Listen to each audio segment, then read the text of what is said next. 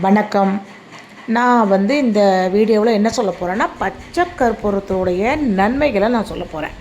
பச்சை கற்பூரம் முந்தி உள்ளவங்கள்லாம், அதாவது நம்ம முன்னோர்கள் பச்சை கற்பூரத்தை தான் எந்த பூஜை ரூம்லேயும் வைப்பாங்க. கோயிலுக்கு எடுத்துகிட்டு போனாலும் பச்சை கற்பூரம் தான். இன்றைக்கி எல்லாமே அது ஸ்வீட்டில் போடுறதா ஆகிப்போச்சு. திருப்பதி லட்டில் ஸ்வீட்டில் போட்டால் கொஞ்சம் டேஸ்ட்டு அதிகமாக கொடுக்குதுன்னு எல்லோரும் நினச்சிட்ருக்காங்க. அது கிடையாது. தெய்வத்தை வசீகரிக்கக்கூடிய பச்சை கற்பூரம், தெய்வத்தை நம் வசம் கொண்டு வர்றதுக்கு பச்சை கற்பூரம்.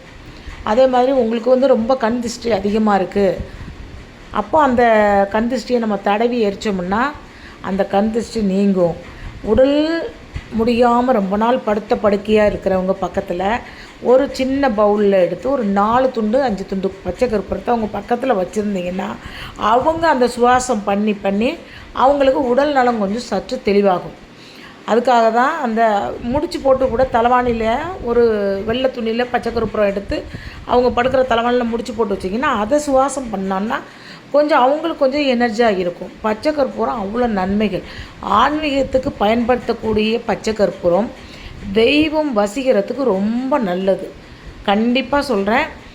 பச்சை கற்பூரம் ஒரு நோயை தீர்க்கக்கூடிய மருந்து. அதிகமாக எடுத்துக்கொண்டால் விஷத்தன்மை கொண்டது. அதிகமாக எடுக்க வேண்டாம். எல்லார் வீட்லேயுமே சாதா கற்பூரம் வச்சு ஆராதனை காமிப்பீங்க.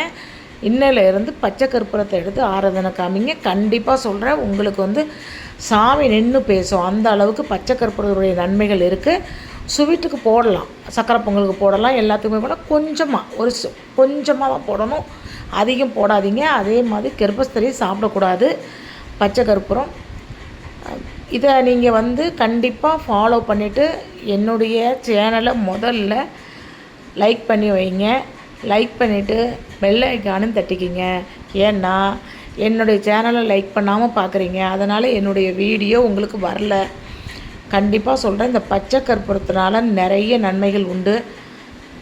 இது நீங்கள் செய்து பார்த்துட்டு எனக்கு கமெண்டில் ஷேர் பண்ணுங்கள். நன்றி.